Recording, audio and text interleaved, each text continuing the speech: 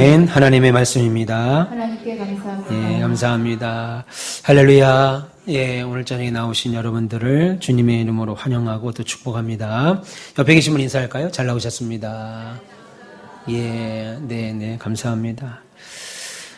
지난 시간까지 우리가 살핀 바는 특별히 지난 시간은 고난 중에도 저와 여러분들 신자들의 고난 중에서도 하나님은 일을 멈추는 것이 아니라 우리를 위한 선하신 일을, 다시 말해서 여전히 당신의 열심으로 일하고 계시는 하나님을 살폈지요. 사도 바울은 지금 로마 감옥에 갇혀있는 상태입니다. 또한 몸이 갇혀있는 것뿐만 아니라 외부에서는 바울을 향한 비난과 조롱을 당하고 있는 상태, 몸의 불편함과 심령의 아픔이 겸하여 있는 상태였습니다.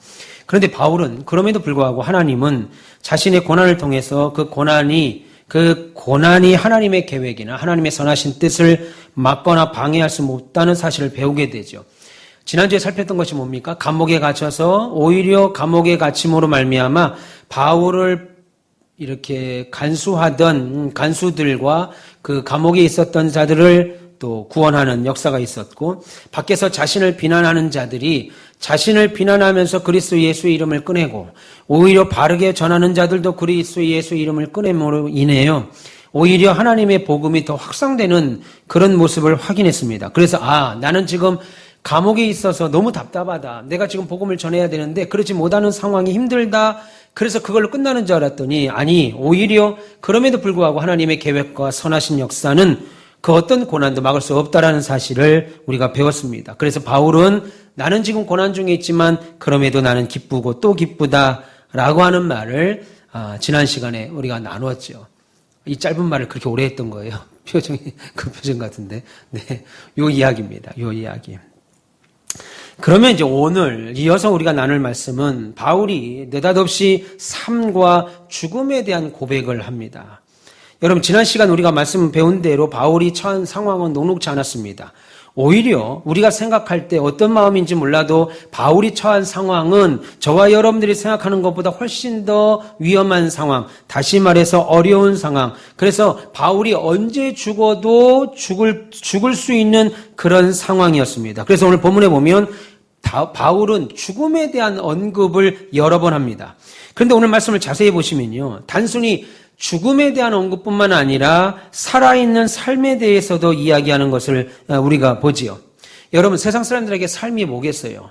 예수 안 믿는 사람들에게 인생이라는 게 뭐겠습니까? 그것은 행복을 얻기 위한 치열한 현실이죠. 행복하기 위하여 열심히 공부하고 열심히 돈 벌고 회사 다니고 사업하고 세상 사람들에게 아쉬운 소리 하면서 사는 거죠. 행복을 위해서, 노후의 평안함을 위해서 치열하게 사는 현실이고, 죽음은 그 치열한 현실을 끝내는 인생의 마지막이라고 생각하잖아요. 모든 것이 다 끝난다, 그게 죽음이라고 생각하지 않습니까? 또 어떤 종교는 삶과 죽음은 업보라고 하죠. 전생에 내가 지은 그것 때문에 이 땅에서 그렇게 산다는 업보, 아울러서 윤회, 돌아간다 이겁니다. 계속 전생에 내가 왕으로 살았으면 올해는 이번 생은 거지로 살고 다음 생은 짐승으로 살고, 이런 윤회를 가르치지요. 그러면 우리 그리스도인들에게 삶과 죽음은 뭐냐는 거예요. 오늘 놀라운 바울의 이 고백을 통해서 신자에게 있어서 삶이 무엇이고 죽음은 무엇인지 우리가 한번 살펴보도록 하겠습니다. 먼저 본문 19절 한번 보세요. 나의 간절한 기대와 소망을 따라 아무 일에든지 부끄러워하지 않고 지금도 전과 같이 온전히 담대하여 살든지 죽든지 내 몸에서 그리스도가 존귀하게 되게 하려 하나니, 그렇게 말합니다. 먼저 바울이 뭐라고 그러냐면, 나는 복음을 증거하는 일에, 또한 하나님의 백성으로 사는 일에 올바르고 정당한 삶을 살아왔다는 거예요. 그럼에도 불구하고 지금 바울이 처한 상황은 무슨 상황이에요? 죽음의 상황이죠. 밝지 않습니다. 나는 복음 때문에 한 번도 복음에 누가 되는 일을 한 적이 없고, 나는 말씀에 비춰보면 나는 정말 바르게 살았는데 지금 처한 상황은 밝지만은 않습니다. 왜요? 로마 황제의 재판을 앞두고 있습니다. 물론 바울이 지금 잘못한 게 없죠. 그래서 로마 황제 앞에 가서 재판을 받을 때 당당할 수 있습니다. 내가 죄 지은 게 없는데 내가 무슨 꿀림이 있겠습니까? 당당할 수 있어요. 그런데 현실은 그렇지만도 않다라는 겁니다. 지금도 얼마든지 조작을 통해서 억울한 사람들이 재판 가운데 나올 수 있는데, 그 당시 2000년 전 생각해 보세요. 객관적인 증거가 어디 있겠고 DNA가 어디 있겠어요. 그냥 두세 사람이 입만 맞추면 아무 죄 없는 사람도 죄인이 되는 경우가 태반이었습니다. 두세 사람만 입만 맞추면 되는 거예요. 입만 맞추면 되는 겁니다. 지난주 우리가 살폈습니다. 당시 바울은 적이 많았습니다. 유대교를 믿는 사람들에게는 신성모독을 하는 그리스도가 예수라고 하는 말도 안 되는 이야기를 하는 자로서 바울을 죽이려고 했고, 이방인들에게는 또 어떻습니까? 우상장사, 귀신 들린 자들을 점치는 것으로 돈을 벌고 우상을 팔아서 돈을 버는 우상장사들에게 바울이 가서 기도하고 능력을 베푸니까 귀신이 떠나가니까 더 이상 점을 못 치니까 다른 도를 전한다고 막 난리를 쳐서 감옥에 집어넣은 거 아니겠어요? 그러니까 바울이 자기는 떳떳하다 할지라도 분명히 재판에서 유대인이나 이방인 그 어떤 사람이 입을 맞추고 모의하면, 그래서 거짓말하기로 작정하면 바울은 꼼짝없이 범죄자로 몰릴 위기입니다. 그러니까 현실적으로 무죄 석방을 장담할 수 없는 상황이라는 거예요. 물론 바울은 하나님의 절대 주권을 믿죠. 하나님의 보호도 믿죠. 섭리도 믿죠. 그럼에도 불구하고 나는 죽을 수도 있겠구나. 나도 이 감옥에서 풀려나지 못하고 나는 죽을 수도 있겠구나라고 하는 것을 늘 염두하고 살았습니다. 하나님이 돕지 않아서가 아니에요. 지금 하나님이 돕지 않아서 나는 어쩔 수 없이 죽는구나 이게 아니고, 하나님이 돕지 않아서 죽는 것이 아니고 죽는 것이 하나님의 뜻일 수도 있겠구나라고 하는 것을 바울이 깨달았다는 겁니다. 여러분, 우리도 신앙생활하면서 이런 부분을 상당히 주의하셔야 돼요. 온풍기 4번 꺼셔도 될 것 같습니다. 그걸 주의해야 돼요. 왜요? 기도한다고 해서 하나님이 모든 사실을 우리들에게 다 알려주지 않는다는 겁니다. 여러분들이 기도할 때 모든 사실들을 하나님이 미리 다 알려주지 않는다는 거예요. 특별히 앞으로 여러분들이 어떻게 될지, 여러분들이 몇 살까지 살지, 우리 교회가 앞으로 부흥할지, 여러분 인생이 평탄할지, 느닷없이 사건 사고가 생길지, 이런 것에 대하여 알려주지 않아요. 오히려 이런 것들을 좀 알려주면 좋은데, 하나님, 나는 부자가 됩니까? 하나님, 나는 건강해집니까? 하나님, 나는 이런 일이 있을 수 있습니까? 라고 알려주면 좋은데 이런 부분에 대하여 알려주지 않습니다. 여러분, 바울이 얼마나 많은 기적과 이적을 체험한 사람이에요. 그런데 그에게도 하나님이 바울의 앞날 미래를 알려주지 않으셨어요. 바울에게 찾아와서 바울아, 너 감옥에서 잘 견디면 이러이러해서 너 몇 살까지 살 것이다. 최소한 양심이라면 하나님이 양심이 좀 있으면 이런 말을 좀 해줄 만도 한데 그러지 않았습니다. 그러니까 여러분, 자꾸 하나님께 여러분의 미래를 좀 알려달라고 기도할 거 없습니다. 예언기도 받으러 다니는 사람들 있죠. 용하다고 하는 권사들, 집사들, 장로들 쫓아다니면서 기도받는 거. 그런 거 하지 마세요. 그거 다 말 안 되는 얘기입니다. 중요한 것은 우리는 미래를 알 수 없죠. 저와 여러분들은 당장 내일, 이 예배 끝나고 나서 어떻게 될, 집으로 돌아가는 길 과정에도 어떻게 될 알 수 없지만 분명히 아는 건 뭐예요? 우리의 미래를 붙들고 계시는 분, 우리의 모든 삶과 저와 여러분들의 인생을 주관하시는 분이 하나님이시다라고 하는 사실 하나만 알고 계시면 돼요. 그리고 그 하나님만 의지하시오. 그리고 그 하나님만 신뢰하게 해달라고 하면 됩니다. 하나님에 대한 신뢰도 온전치 않은데, 하나님에 대한 믿음도 온전치 않은데 미래를 알려달라고 하면 그 일을 감당할 수 있겠습니까? 여러분, 바울도 마찬가지입니다.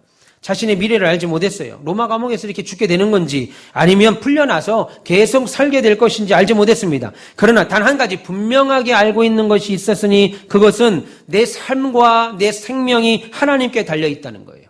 그리고 내 모든 일을 주관하사 하나님의 가장 선하신 뜻대로 이루어 가신다. 내 인생을, 여러분들의 인생을, 내가 내 눈으로 볼 때는 별 볼 일 없는 인생 사는 것 같아도 하나님이 당신의 뜻대로 가장 선하신 곳으로 이끌어 가신다. 선하신 뜻대로 이루신다. 그래서 오늘 보면 20절에 뭐라고 그럽니까? 살든지 죽든지 내 몸에서 그리스도가 존귀하게 되게 한다. 그렇게 말하는 거예요. 여러분이 사시는 일이든 죽는 일이든 결국은 하나님이 하나님의 일에 존귀하게 되도록 그 일을 쓰신다는 거예요.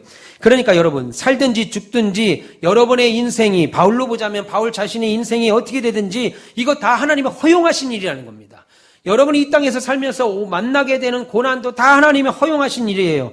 그래서 그것이 하나님의 선을 이루고 하나님과 예수님의 영광과 존귀가 되기를 나는 소망한다.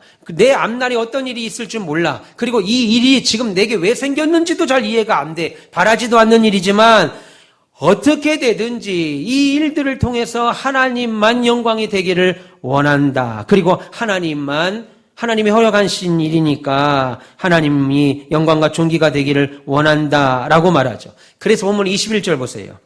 이는 내게 사는 것이 그리스도니 죽는 것도 유익하다라고 말합니다. 하나님의 절대적인 섭리와 주권을 말하죠. 여러분, 성경은 뭐라고 그래요? 참새 한 마리도 날아다니다가 땅에 떨어지는 일이 하나님의 허락이 없으면 안 된다.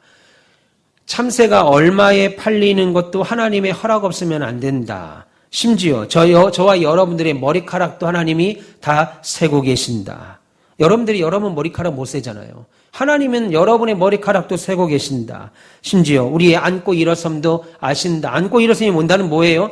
여러분들이 어딜 가든 무엇 하든 다 하나님이 알고 계시다라는 거예요. 그러니까 왜 나만 이래야 되지? 왜 나만 이렇게 살아야 되지? 그런 얘기 할 필요 없다라는 거죠. 하나님이 헌신하는 자리에 넣으면 감사하게 헌신하시고, 하나님이 어떤 일이든 하나님이 다 알고 계시다는 거예요. 기억하길 축원합니다. 그리고 우리의 품은 마음까지도, 그리고 그 일을 할 때 동기가 있잖아요. 선한 동기인지 악한 동기인지 하나님이 다 파악하고 계시다라고 말씀합니다. 그렇다면 성도의 죽음 또한 우연이 없지요. 병으로 죽었어. 안타깝게도 사고로 죽었어. 어쩌다 보니까 그러다 죽었어. 그런 게 없다라는 겁니다. 잘 생각해 보세요. 성도의 삶과 성도의 생명이 하나님께 붙잡혀 있다고 저와 여러분이 믿는다면, 그렇게 붙잡혀 있는데 성도가 죽음을 당합니다. 인생을 사는 중간에 죽음을 당합니다. 그러면 그거 역시 하나님의 허용하심과 선하신 뜻 안에 있다는 거예요. 요즘은 저희 어머님이 그런 얘기는 안 하시는데, 아버지가 돌아가시고 나서 한동안 하나님이 밉다고, 아버지가 밉다고 그럼 가서 얘기하시든지. 왜 내 옆에서 계속 그렇게 하시는지 모르겠네. 그럼 가서 얘기하시든지. 계속 하나님이 밉다는 거예요. 이해하죠? 젊은 나이에 남편을 이었으니 얼마나, 아들 둘, 딸 하나 있어도 그건 자식들이고, 옛말에 병들어 누운 남편이라도 남편이 있으면 좋겠다고 하잖아요. 거짓말입니다. 없는 게 나아요. 그건 거짓말. 그런 마음이 그렇다는 것 뿐이에요. 그 마음이 그렇다는 것 뿐이죠. 고통 가운데 효자가 어디 있겠어요? 건강하게 살았으면 좋겠다, 그런 뜻이겠죠. 그 속담도. 그렇게라도 있으면 좋겠다는 뜻이겠죠. 우리 아버지가 일찍 돌아가시고 나니까 우리 어머님이 아주 그냥 못된 양반이라고 그러더라고요. 내가 살면서 아버지를 본 바 제일 행복하게 아버지가 해주셨던 분인데, 우리 어머니가. 속상해서 하신 말입니다. 근데 지금은 제가 계속 말씀을 드렸습니다. 그런 말씀 하지 마시고. 근데 그게 얼마나 와닿겠습니까? 본인의 직접적인 역할인데, 어제까지만 해도 함께 잠을 자던 사람이 오늘 아침에 하나님의 부르심을 받았으니까 인간의 생각으로 얼마나 그게 이해가 되겠어요. 지금은 그런 말씀 하지 않지만 한동안 제가 참 많이 힘들었습니다. 여러분, 성도의 삶과 생명이 하나님께 꽉 붙잡혀 있다고 믿는다면, 그래서 성도가 죽음을 맞이한다면 그거 역시 하나님의 허용하심과 그 안에 선하신 뜻이 있다라는 겁니다. 물론 저희 어머니를 탓하는 건 아닙니다. 그것도 믿음이 없어서 그것도 못 이겨, 그거 아닙니다. 얼마나 힘들지 제가 알죠. 아버지, 부부의 연을 맺었던 부부도 저런데, 저의 아버지가 돌아가시고 제가 지금까지도 힘이 듭니다. 당연히 힘들어요. 힘들지 않다는 것도 아니고 힘든다는 것을 나쁘다고 말하는 것도 아닙니다. 성경이 지금 그 얘기를 한다는 거예요. 우리의 삶과 생명이 하나님께 붙잡혀 있는다고 믿는다면, 성도가 죽음을 맞이하게 되면 그거 역시 하나님의 선하신 뜻과 선하신 허용 안에 있다라는 겁니다. 그러면 하나님의 섭리와 주권 가운데 이루어진 거라면 결국 죽음도 결국 성도에게 유익이 된다는 거죠. 참 어려운 말입니다. 참 힘든 말이죠. 죽음이 성도에게 유익이 되고 하나님께 영광이 된다. 그래서 사도 바울이 감옥에서 죽는다면 그건 하나님이 그를 버리거나 포기해서가 아니죠. 그 가정에 벌을 주기 위함이 아니라, 그래서 더 나아가 하나님의 능력이 부족함이 아니라 하나님의 허락하심과 뜻 가운데 이루어진 일임을 오늘 본문이 우리에게 알려줍니다. 그리고 그것이 사도 바울에게, 그리고 모든 이들에게 유익이 되도록 하나님이 일하신다는 사실을 바울 스스로가 믿는다라고 말하는 거죠. 사도행전 초반에 보시면 사도 야고보와 베드로의 이야기가 등장합니다. 두 사람 모두 감옥에 갇혔지요. 베드로와 야곱이 감옥에 갇혔는데 그래서 예루살렘 교회와 성도들이 그를 위하여 간절히 기도합니다. 그런데 놀랍게도 야고보는 감옥에서 죽음을 맞습니다. 그런데 베드로는 살아서 나와요. 우리가 사도행전 초반에 보죠. 누구는 죽고 누구는 살았습니다. 똑같이 하나님을 찾았습니다. 똑같이 하나님의 일을 하던 사도들입니다. 그런데 야고보는 죽었고 베드로는 살아납니다. 왜 하나님이 그렇게 하셨는지 설명할 수 없어요. 왜 하나님이 그를 살렸고 이는 죽였는지 설명할 수 없습니다. 우리 1월 1월 첫째 주일부터 2명의 전사님이 더 오십니다. 여자 전사님과 남자 전사님. 출근은 1월 첫째 주부터인데 공식적인 출근은 지금 계속 지금 수요예배도 나와서 함께 지금 예배하고 있죠. 근데 우리 김현미 전사님 아버님이 위암으로 이제 거의 생을 다 마감하십니다. 아직 어린데 아들이 이제 20대인데 하나님이 왜 그렇게 하는지 설명할 수 없죠. 모릅니다. 이해할 수 없어요. 제가 40에 아버지가 돌아가셨어요. 10여 년 전에 40 넘어서 아버지가 돌아갔습니다. 그때도 참 힘들었어요. 우리 최장로님이 그때 30대 초반 싹 넘었을 때인데 힘들었겠다 하는 생각이 듭니다. 근데 우리 전사님이 20대니 이해할 수 없죠. 설명할 수 없어요. 근데 그 일로 형제간의 관계가 더 돈독해지고 누나도 있다고 그랬나? 예. 누나? 예. 누나도 더 돈독해지고 엄마와의 관계가 더 돈독해진 거예요. 그게 아니었으면 아버지가 돌아가시는 이 일이 아직 돌아가신 건 아닌데 연말을 못 넘긴다. 뭐 병원에서는 그래서 이제 요양병원으로 간다. 어디죠? 어디로 간다고 그랬지? 호스피스로? 요양병원으로 이제 옮겨서 그러면 이제 연명 치료하시면 한 3개월 정도 하나님 만나시게 되겠지요. 근데 그런 과정은 우리는 모릅니다. 왜 그랬는지 알 수가 없어요. 설명할 수도 없어요. 하나님 왜 그렇게 하셨지? 설명할 수가 없어요. 사도 야고보가 죽음으로 하나님은 분명히 그 당시에 분명한 것은 그 당시에 그 교회와 그 성도들에게 유익을 줬을 겁니다. 사도 야고보가 죽음으로 인해서 그 당시 교회와 성도들에게 유익을 주셨고 반대로 베드로가 살아난 것을 통해서도 분명히 교회와 성도들에게 유익을 줬다는 거예요. 따라서 신자는 저와 여러분들 그리스도인은 죽어도 유익이고 살아도 유익입니다. 세상 사람들은 죽으면 망했다고 그러잖아요. 끝장났다고 그럽니다. 야, 다 죽었다, 망했다, 패했다. 근데 신자는 그게 아니라는 겁니다. 죽어도 유익이 있고 살아도 유익이 있다는 겁니다. 왜요? 전능자 하나님, 만왕의 왕이신 하나님께서 신자들의 삶과 생명을 꽉 붙들고 책임지고 있기 때문이죠. 세상 사람들처럼 죽으면 무로 돌아가는 것이 아니고 죽으면 어디론지 몰라도 그냥 막연한 극락, 막연한 지옥으로 가는 것이 아니라 신자의 생명은 하나님이 붙들고 책임지고 있기 때문이죠. 그러므로 우리는 반드시 성도는 무조건 세상에서 잘되고 형통하고 건강하고 오래오래 살아야 된다는 생각을 버려야 돼요. 우리 여동생이 지금 백혈병, 혈액암으로 병원에서 투병 중에 있습니다. 오빠로서 너무 마음이 미안하고 아프고 해줄 수만 있으면 정말 생명이라도 나눠주고 싶은 마음입니다. 근데 그게 불가능하죠. 그래서 우리는요, 반드시 세상에서 형통하고 잘되고 건강하게 오래 살아야 한다는 생각을 버려야 돼요. 왜요? 말씀드린 것처럼 성도가 잘 안 되고 어려움을 당해도 그 가운데서도 하나님은 성도 자신과 그가 몸담고 있는 교회의 유익이 되도록 일하신다고요. 그게 하나님의 일하심의 방법이에요.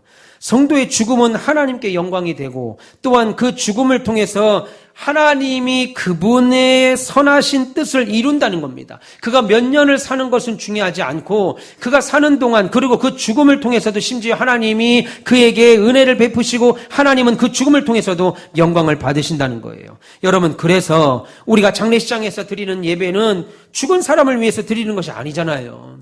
일부 교단들이 장례 예배 드리는 걸 격하게 반대하는 근본주의자들이 있습니다. 이거는 왜 죽은 제사하고 차이가 없다라고 말하는 사람들이 있어요. 그렇지 않죠. 그건 하나만 알고 둘은 모르는 사람들입니다. 여러분, 우리가 장례식장에서 드리는 예배는 죽은 사람을 위해서 드리는 것이 아니고 성도의 죽음을 통해서 영광과 존귀를 받으실 우리 하나님, 그리고 그 성도, 그 사람을 통해, 그 사람의 죽음을 통해서 남아있는 교회와 성도들에게 유익한 일을 행하실 하나님께 예배하는 거예요. 그게 장래 예배입니다. 그 죽은 사람을 추모하고 예배하는 것이 아니죠. 그래서 우리 고신교단은 추모 예배를 드리지 않는 이유 중에 하나가 바로 거기에 있습니다. 우리는 죽은 사람을 추모하지 않는다는 거예요. 성도가 죽었다고 죽은 영혼 잘 받아달라고 예배 드리는 것이 아닙니다. 건강하지 못하고 육신의 연약함으로 고통을 당해도, 성도가 뜻밖의 사건이나 사고로 죽음을 당해도 하나님은 그 일로 인하여 그 성도 자신과 교회에 유익이 되도록 역사하시기에 그 죽는 순간, 그 슬픔의 순간에도 하나님께 예배하는 거죠. 그렇게 하셨다고 우리가 믿기에 죽음을 통해서도 성도를 유익하게 하시고 하나님의 가장 선하신 뜻을 이루신다. 그러니 낙심하거나 절망하지 마라 라고 하는 그 내용이 오늘 사도 바울의 고백 속에 있는 것입니다. 그러면 이번에는 신자들에게 있어서 삶이 무엇인가를 살펴보겠습니다. 신자들에게서 죽음은 망하는 것도 손해보는 것도 패하는 것도 끝나는 것도 아니라 오히려 하나님과 오히려 다른 성도들에게 유익을 주는 거라고 그랬다면, 왜요? 우리의 생명을 붙들고 계신 이가 하나님이시고 그 하나님은 우리의 당신의 선하신 뜻대로 우리를 이끌어가기에 그 죽음에도 반드시 유익이 있다라고 말씀을 드렸고, 신자의 삶이 무엇인지에 대해서 이번에 또 살펴봅니다. 본문 22절 보세요. 그러나 만일 육신으로 사는 히브리서입니다. 1장 22절입니다. 예, 히브리서 1장 22절. 예, 찾으시면 되겠습니다. 그러나 만일 육신으로 사는 이것이 내일의 열매일진데 무엇을 택할는지 나는 알지 못하노라 라고 했습니다. 바울은 지금 죽든지 살든지 무엇을 택하든지, 내가 지금 감옥에서 죽게 되든지 아니면 내가 감옥 밖으로 이제 추록을 해서 살든지 무엇을 하든지 하나님은 결국 합력하여 선을 이루실 것이고 바울 자신, 나 자신과 교회들에게 유익이 되게 하실 거라는 사실을 분명하게 믿었습니다. 그래서 만일 하나님이 자신을 죽이지 않고 살리신다면 그 살리시는 이유가 목적이 있을 거라고 믿은 거죠. 죽어도 유익이고 살아도 유익이라면, 그래서 하나님이 만약 자신을 살린다면 자신을 살리심으로 인해서 자신과 다른 이들에게, 교회와 성도들에게 유익한 열매를 주실 거라고 말하는 겁니다. 여러분 말씀드렸습니다. 말씀드린 대로 야고보는 예루살렘 감옥에서 죽임을 당했습니다. 그런데 베드로는 죽지 않고 살아났어요. 야고보가 죽음으로 또한 베드로가 살아남으로 그 유익이 성도들과 교회들에게 있었다는 겁니다. 죽어도 하나님은 열매를 맺게 하셨고 살아도 열매를 맺게 하시는 분이 전능자 하나님이라는 거예요. 그런데 만약 내가 여기서 죽지 않고 로마 감옥에서 죽지 않고 살아난다면 그 일로 통하여 교회와 성도들에게 아름다운 열매를 맺게 하실 거라라고 바울은 말하는 거죠. 쓸쓸히 살아나는 것 자체가 중요한 것이 아니라는 거예요. 그래서 죽음도 그렇고 사는 것도 그렇고 하나님의 절대적인 주권 아래에 있다. 오늘 본문이 우리에게 말합니다. 여러분, 생명도 삶도 우리의 죽음도 하나님의 주권 아래에 있음이 드러나게 됩니다. 여러분, 이것은 사람으로서 받아들일 수가 없죠. 여러분, 죽음은 부자연스러운 거예요. 당연히 부자연스럽습니다. 왜요? 우리는 영생하도록 지음을 받았습니다. 그러니까 수천 년 동안 사람이 죽어나갑니다. 여러분 지금까지 인생 사시면서 장례식장을 몇 번은 가보셨어요? 어마어마하게 가보셨을걸요? 젊은 분들은 더 많이 갈 겁니다, 앞으로. 그러면 생각해 보세요. 그렇게 많은 장례식장을 갈 때 자연스럽잖아요. 당연히 자연스러워야 되잖아요. 그런데 어떤 죽음이든 자연스럽습니까? 그렇지 않죠. 죽음은 자연스럽지 않은 거예요. 부담스럽고 불편한 거예요. 우리는 영원히 살도록 지음 받았기에 여러분 신생하실 병원에 분만하시고 임산부한테 산모에게 갔을 때 너무 부담스럽고 막 부자연스럽고, 야 어떻게 이게 사람이 태어났지? 야 이거 이래도 되는가? 막 이렇게 안 그러시잖아요. 다 축하해 주잖아요. 근데 장례식장만 가서는 부담스러운 거예요. 무서운 거예요. 두려운 거예요. 당연히 죽음은 어려운 겁니다. 제가 지금 죽음이 쉽다고 말하는 것이 아닙니다. 그 죽음조차도 유익이 된다는 거죠. 그런데 오늘 바울이 뭐라고 그래요? 바울이 만약에 내가 산다면, 여기서 죽지 않게 산다면 하나님은 나에게 또 다른 열매를 맺게 할 것이다 라고 말하는 거죠. 그런데 특별히 바울은 뭐라고 그래요? 24절 한번 보세요. 내가 육신으로 있는 것이 너희에게 더 유익하디다. 그렇게 말합니다. 24절. 내가 육신으로 있는 것이 너희를 위하여 더 뭐라고 그래요? 육신으로 있는 것이 너희에게 유익하다라고 말하지 않고 뭘 앞에 더 붙었어요? 더 유익하다. 죽는 것도 유익한데 살아있는 것 더 유익하다. 이 말은 뭐냐면 죽어도 그래도 개똥이 굴러도 이승이 낫지. 이 말이 아닙니다, 지금. 이 말, 그래도 그냥, 죽는 것보다 사는 게 낫지. 이 말이 아니에요. 내가 육신으로 있는 것이 너희를 위하여 더 유익하다라는 말은 내가 만약 죽지 않고 산다면 그것으로 인해서 빌립보 교인들에게 더 유익이 될 거라는 거예요. 그러니까 자신을 하나님이 살린다면 그것은 빌립보 교인들의 유익을 위하여 살린다는 겁니다. 여기서 말하는 더는 더 많은 것 갖는다는 게 아니라 너를 위해서. 너희 빌립보 교회 성도들을 콕 찍어서 너희들에겐 더 유익될 거다. 내가 살아있는 게 지금 그 말이에요. 물론 비단 빌립보 교인뿐 아니겠죠. 그 당시 고린도 교회부터 시작해서 바울이 개척한 수많은 교회들과 성도들에게도 유익이 될 겁니다. 구체적으로는 어떤 열매예요, 목사님? 구체적으로 어떤 열매요, 바울 사도님? 라고 물으면 말할 수 없지요. 어떤 유익을 위해서 하나님이 바울을 살리고 오늘도 저를 살리고 오늘도 여러분들을 살리시는지 모릅니다. 무슨 유익이 있는지 몰라요. 그런데 성경대로 말하자면 우리를 죽이시는 것도 교회와 다른 성도들과 여러분 본인에게도 유익이고 살리시는 것도 여러분 본인과 다른 성도들과 교회를 위하여 유익인데 어떤 유익이요? 어떤 열매요? 구체적으로 뭐예요? 라고 말할 때는 완벽하게 알 수 없죠. 설명하지 못한다는 말보다는 완벽하게 우리가 알 수 없어요. 그런데 사도 바울은 다음과 같은 열매들과 유익을 말합니다. 본문 25절 보세요.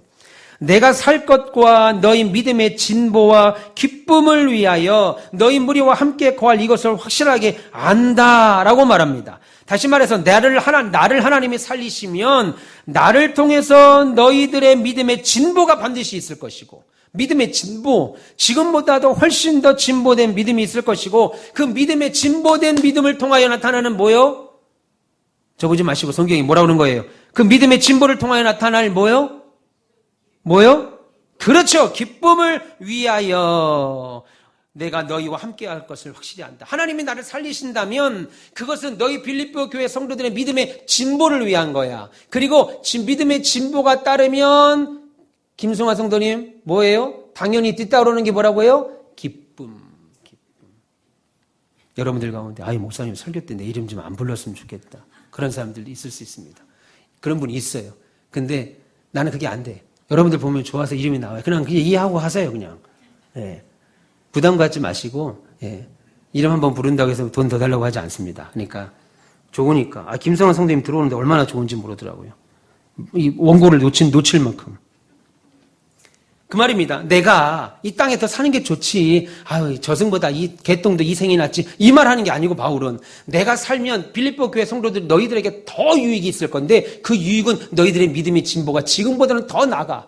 믿음이 더 잘할 거야. 그 잘한 결과 너희들은 신앙생활에 더 기쁨이 있을 거야. 그러니까 나는 사는 게 좀 더 좋지. 이 말이죠. 바울과 빌립보 교인들이 서로 사랑과 교제를 가지고 그들이 하나님 앞에 합당한 교인이 되도록 사도 바울이 도울 수 있다. 그 말이죠. 그리고 빌립보 교인들은 예수님 안에서 더 성숙된 믿음으로 자라는 걸 보면서 바울은 기쁘고 바울은 빌립보 교인들을 볼 때 기쁘고 빌립보 교회 성도들은 바울 때문에 즐겁고 그 모습을 보는 하나님도 즐겁고 기쁜 그런 열매를 갖게 된다라고 말합니다.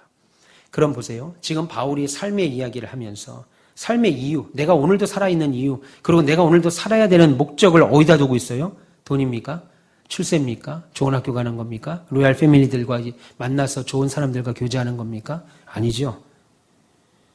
빌립보 교인들의 유익, 더 정확히 말하면 그들의 신앙의 진보와 성숙입니다. 더 나아가서 그들의 삶을 통해서 하나님의 영광과 존귀를 받기 원하는 게 바울이 살아있는 목적이라는 거예요. 내가 사는 이유.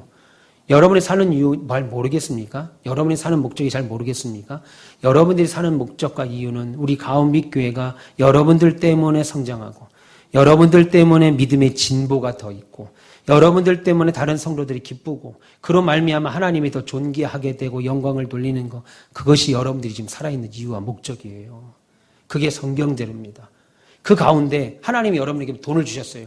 하나님이 여러분에게 좋은 차를 주셨습니다. 좋은 옷도 주시고 좋은 집도 주시고 똑똑한 자녀들도 주시고 현숙한 믿음의 아내와 남편도 주셨습니다. 그건 뭐예요? 감사한 거죠. 그거 없으면 하나님 뭐 이럽니까? 신앙생활이 뭐 이럽니까? 예수 믿는 게 뭐 이따입니까?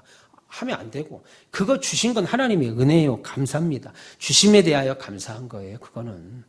좋은 거 주셨으면 좋은 거 주신 대로 감사한 거예요.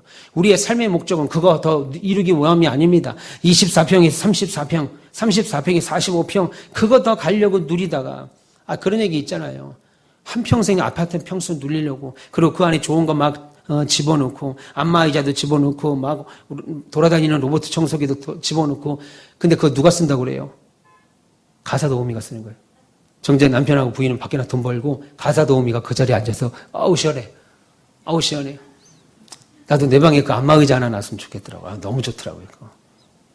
1부 예배, 2부 예배 드리고 나면 온몸이 찢어지는 것 같아요. 제가 진액을 쏟고 설교하니까.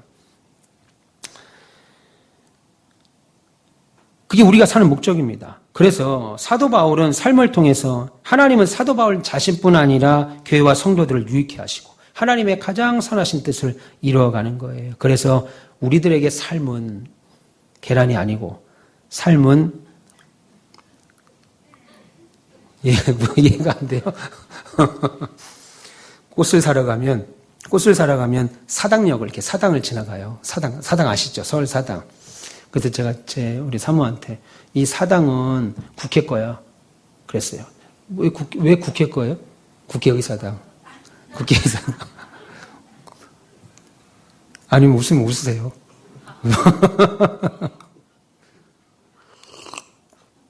이런 거 몇 개 더 많은데.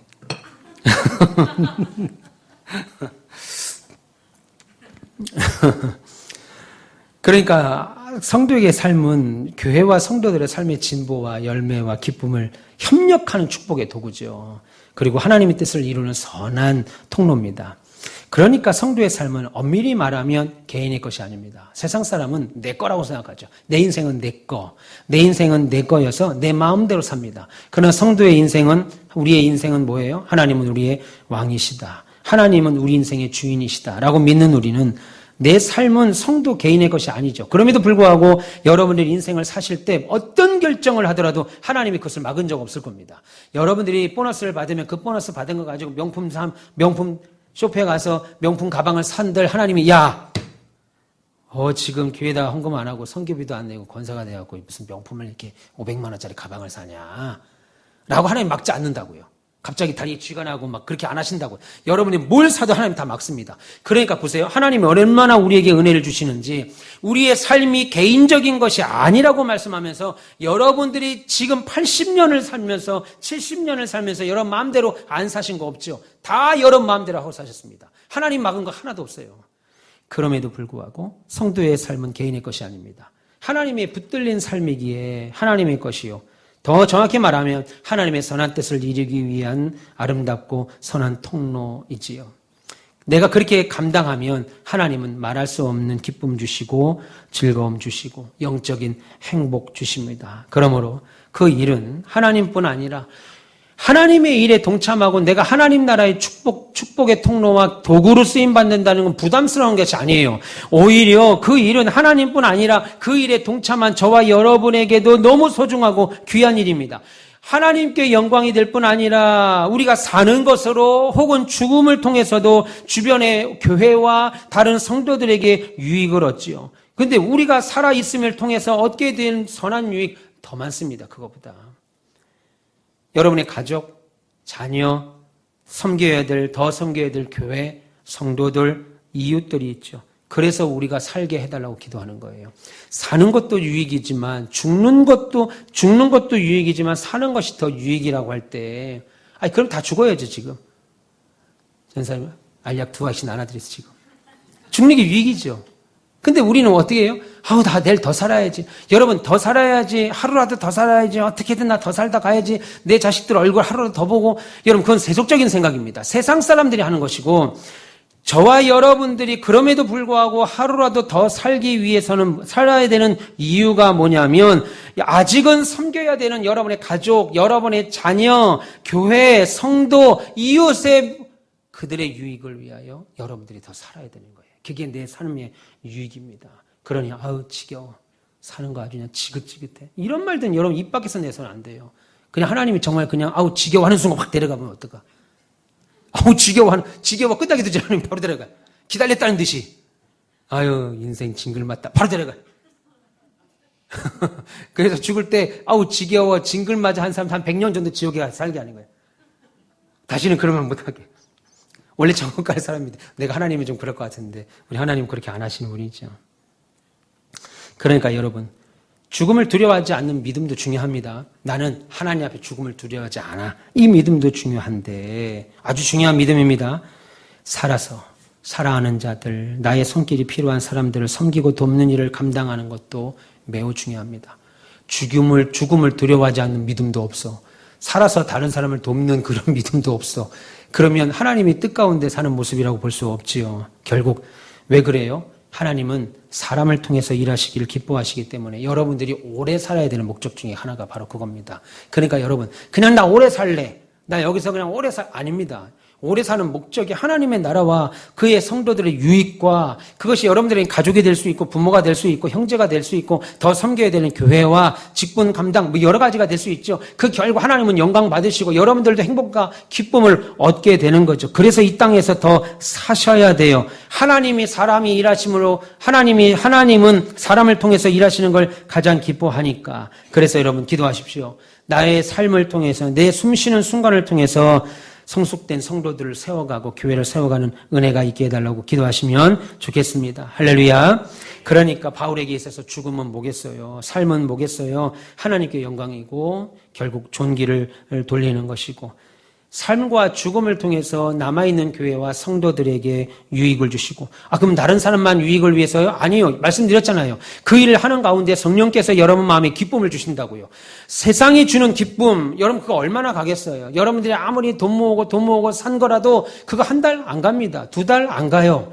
그런데 성령께서 끊임없이 주시는 기쁨이 있어요. 그런 것들은 세상의 것들은 이유 없는 행복감이죠. 그 행복감 금방 사라집니다.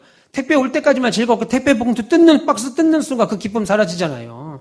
여러분이 아무리 좋은 시계 몇 천만 원짜리 시계를 찬들 그 시계 차고 있는 동안 처음에야 보여주고 싶어서 막 나 이거 찼다 막 그 한겨울에도 막 반팔 입고 다니고 막 그러잖아요. 걷어들이고 괜히 막 그냥 왜 이러지? 덥네. 한여름에도 남편이 좋은 가죽 장갑 사주시면은 한여름에도 장갑 끼고 다니잖아요. 괜히 손 막 반지 하나 맞추면 반지 계속 보여준다고. 그런 기쁨 아니고 근거 없는 행복감이 아니고 성령께서 내 마음속에 차고 넘치는. 그래서 우리가 TV 보면 한평생 박스 주순 1억 얼마를 대학에다 기부해? 이해 못하는 거죠. 근데 그는 어때요? 돈 욕심이 없어서 기부했겠습니까? 평생을 박스 모아보세요. 여러분 1억 6천만 원 얻을 수 있는가? 1억 6천만 원, 그건 16,000원도 먹긴 못해요. 힘들어요. 하다 말지요. 내가 이놈 거 안 하고 말지야. 더러워서. 근데 평생을 1억 6천을 얻어서 그걸 고려대, 연세대에 기부하는 할머니들 보세요. 돈 욕심이 없어서 하는가. 돈 욕심 누구보다도 있을 겁니다. 그분들. 보이는 게 다 박스일 겁니다. 보이는 게. 근데 왜 그렇게 해요?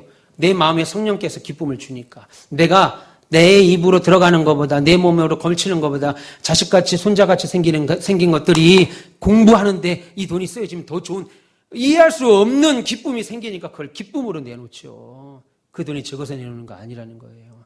1억 6천만 원 저 할머니 80 넘은 노인네가 못 쓸 때 있겠니? 쓸 때 왜 없겠습니까? 80 넘어서 왜 쓸 데 없어요? 난 그 돈이면 크루즈 여행 갈 것 같아. 1억 6천만 원짜리 크루즈 타고 죽을 때까지 크루즈 타고 다니고 죽을 때까지. 바다에 빠져 죽든 거기서 나이 들 때 죽든 죽을 때까지 크루즈 타고. 최혜성 원사님 어때요? 그죠? 노인들은 돈 쓸 데 없어서 거기 바치는 거 아니에요? 윤영래 원사님 지금 더 필요하죠. 돈이 젊을 때보다. 윤영래 그죠? 더 필요해 지금. 나 80 넘어서 만약에 내가 1억 6천 있으면 그냥 크루즈에 다 태워가지고 나 크루즈 여행할 것 같아. 온 전 세계를. 없어도 못하죠. 그러니까 여러분 다른 사람을 위해서 살아야 돼? 아닙니다. 여러분들에게 성령께서 기쁨을 줘요. 이루 말할 수 없는 기쁨. 나는 세상 사람들하고는 세상과 상관없는 세상에 줄 수도 알 수도 없는 기쁨을 우리에게 주신다는 거죠. 그렇게 보면 삶의 방향이 달라집니다. 가치관이 달라져요. 이전에는 그게 너무 귀했는데 이제는 하나도 안 귀한 거예요. 이전에는 너무 귀했던 것들이 이제는 별 볼 일 없어 보이는 거예요. 바울은 뭐라고 그래요? 그것은 화장실에서 내뿜는 대소변과 똑같다. 그렇게 얘기하잖아요. 그래서 여러분들이 아직 살아계셔야 돼요. 하나님이 살아계시게 하는 이유가 있는 거예요. 그러니까 여러분은 신앙인이시잖아요. 그러면 어떻게 해야 돼요? 여러분들의 자손들에게, 여러분들의 가족들에게 여러분들이 사는 것이 니들한테 엄마가 살아있는 게 얼마나 유익인지 아니? 이렇게 말씀하셔야 돼. 할 수 있어야 돼요. 미안하다. 죽지도 못하고 이놈의 노인 내가 벌써 죽었어야 되는데 우리 아들한테 그냥 짐만 되고 이러지 말고 엄마가 기도하는 것 때문에 니들이 사는 거야. 그러니 하루라도 더 살도록 기도해. 맛있는 거 가지고 오고 이래야 되는데 부모님들이 얼마 알량한 그것 때문에 아들 어떻게 엄마가 죽지도 못하고 네 아버지도 벌써 죽었어야 되는데 그냥 아주 짐만 대고 미안해 죽겠네 아주. 그러지 마시고 네 아버지가 너희를 위해서 얼마나 기도하고 있는데 명절날 갖고 오는 돈이 이거야? 내가 너희들한테 한 달에 10만 원씩도 기도 안 하는 것 같으냐?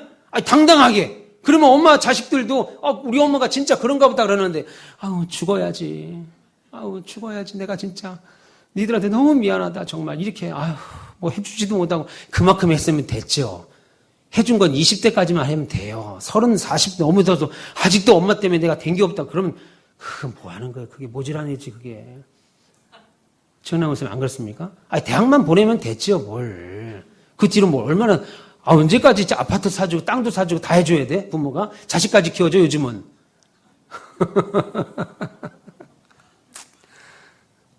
소망이는 엄청 시원해 하시는 것 같으네.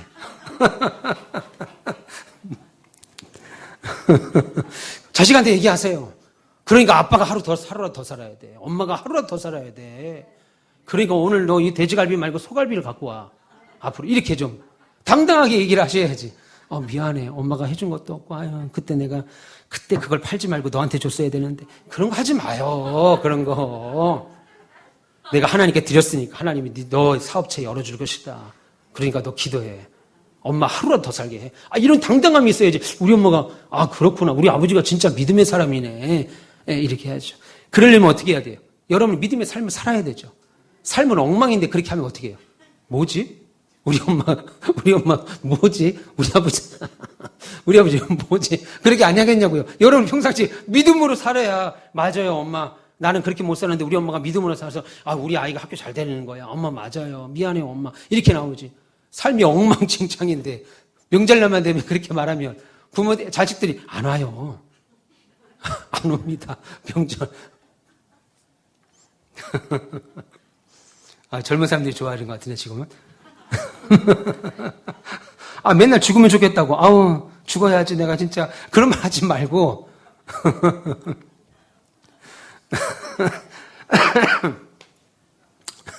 그러니까 여러분 지금 이 순간이 하나님이 여러분에게 주신 기회입니다. 기회. 믿음의 삶을 살도록 하는 기회. 다른 사람에게 축복의 통로가 되는 기회. 할렐루야. 이게 바울의 신앙이고 우리의 신앙입니다. 삶이 형통하고 인생 성공하고 병이 고쳐지고 뭔가 놀라운 기적 추구하고 경험하는 것이 그리스도인의 삶의 본질, 물론 그것도 중요한 일입니다. 감사한 일이죠. 근데 그게 본질이 아니고 저와 여러분이 어떤 상황에 처해 있든지 하나님을 영화롭게 하는 것이 성도의 참된 자세예요. 그러니 죽음 앞에서 너무 낙심할 필요 없고 생명 앞에서 너무 또 흥분해가지고 병이 났다고 날뛸 것도 없습니다. 우리 아버지가 돌아가실 때 너무 감사하다고 그러더라고요.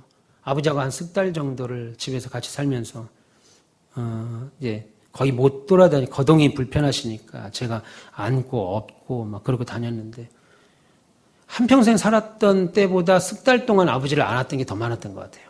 그리고 아버지가 돌아가실 때까지 늘 감사하다. 너무 고맙다. 그 얘기를 하시더라고요. 내가 그랬죠. 뭐가 고맙습니까, 아버지? 남들 보면 70, 80, 90까지도 사는 분이 있고, 어떤 분은 120살까지 사시겠다는데, 아버지 이제 65세 죽는데 뭐가 이렇게 좋습니까? 그래도 너무 고맙다는 거예요. 아들이 목사고, 또 작은 아들이 집사고, 사모고, 함께 신앙생활, 예수 다 믿는 사람이 아니라 다 예수 믿는 사람을 살게 돼서 너무 감사하다, 좋다, 그 이야기를 하시더라고요. 저는 아버지가 목회할 때 참된 믿음을 본 것보다 돌아가시기 3개월 전에 진짜 믿음을 본 게 더 많습니다. 여러분, 우리가 죽는 것도 하나님께 영광이죠. 사는 것도 하나님께 영광입니다. 그러니까 오늘 말씀, 본문의 말씀을 통해서 삶의 죽음, 삶과 죽음의 의미가 뭔지, 이 땅에서 더 잘 사는 거, 잘 먹는 거, 건강한 거, 그건 감사한 거라고 그랬어요. 그냥 하나님 주시는 은혜입니다, 그거는. 왜 주시는지도 몰라요. 그거 안 주실 때는 왜 안 주시는지도 몰라요. 예. 죄 져가지고 너 가난하다? 그것도 아니에요. 그럼 세상에 가난뱅이들은 다 죄인들입니까? 잘 사는 사람 다 죄인이에요? TV 보세요, 지금. 뉴스 나오는 사람들. 예. 아이, 돈도 많은 분들이 왜 통일교회에다 돈을 받고 그래. 그런 일 하면서. 그 돈 없어서 가서 받겠어요? 예. 종교 아닙니다. 예, 종교 아닙니다. 종교는 대표적으로 몇 가지 얘기해 보겠습니다. 종교는요, 윤리성이 있어야 돼요. 이 윤리성은 뭐라 그럴까? 윤리적으로 사는 걸 윤리성을 말하는 게 아니라 종교는 세상에 선한 영향력을 끼칠 수 있어야 돼요. 그게 종교 1순위입니다. 근데 보세요. 이단 사이비들 보세요. 다 가져와! 우리끼리 몰아 살아! 용서하세요? 남자, 여자 할 것 없이 다 내 거죠. 정명석이 다 내 거죠. 그거는 그런 윤리를 말하는 거예요. 종교가 가져야 될 기본적인 외부적인 선한 영향력이 이단들은 사이비들은 하나도 없어요. 그러니까 통일교니 이런 건 다 종교가 아닌 거예요. 그냥 사이비들인 거예요. 신천지 이런 애들. 예. 있기를 축원합니다. 여러분들은, 우리 가운데서 별님들은 삶과 죽음을 통해서 하나님이 선하신 뜻이 이루실 것이다 라고 믿으시고, 나와 다른 사람을 내 삶이든 내 죽음이든 이것을 통하여 유익하게 하실 것을 믿으시길 축원합니다. 그러나 가능하면 살아서 더 많은 유익을 남기는 우리가 됐으면 좋겠습니다. 할렐루야. 네, 옆에 계신 분 인사하겠습니다. 살아서 더 많은 영광을 돌립시다. 네, 한 번 더 합시다. 일찍 죽지 말아요. 네, 일찍 죽지 마세요. 기도하겠습니다. 하나님 감사합니다.